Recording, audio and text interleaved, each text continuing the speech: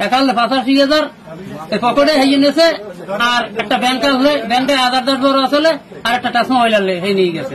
7টার দিকে আমার ফোন দিয়েছে কুড়ামিতে আগুন লাগে করে আমি বাজার শেষ করতেছিলাম, ওখান থেকে আর কি চলে আসছে। আইসে আমরা আগুন নিয়ন্ত্রণের জন্য কাজ করতেছি, তো ফায়ার সার্ভিস আসছে, মানে বাড়ির ভিতরে মহিলা পুরুষ যারা ছিল সবাই ছিল রাস্তার ভিতরে। হঠাৎ করে আর কি আমার বাড়ির ভিতরে আইসে, আমি আলাদা একটা মোটর নিছি, নিয়ে আমার কাছে 20 মিনিট পর আমরা আসছি।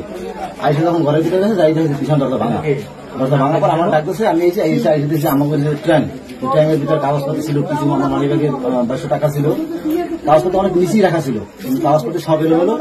এবং যে আমরা হচ্ছে শহীদ করি, তো আমাদের কিছু আর্থিক সহযোগিতা সরকার থেকে বিভিন্ন জায়গা থেকে, ও হয়তো জানতে পারছে যে আমাদের ঘরে হয়তো টাকা আছে, কিন্তু আমাদের ঘরে টাকাটা রাখি নেই, ওই সিস্টেম ছিল, সম্পত্তি বন্ধক রাখছি, নগদ রাখছি, কিছু কাগজ ছিল, 8টা কাগজ ছিল, 7টা পাইছি, সংসারপত্র ছিল 10 লাখের 3টাই আছে, ওইগুলো পাইছি, কিন্তু সবগুলো নিচে ছিল এবং ওইটা ভেঙেছিল উপরে উঠেইয়া মানে 1টা কাগজ নিয়ে গেছে।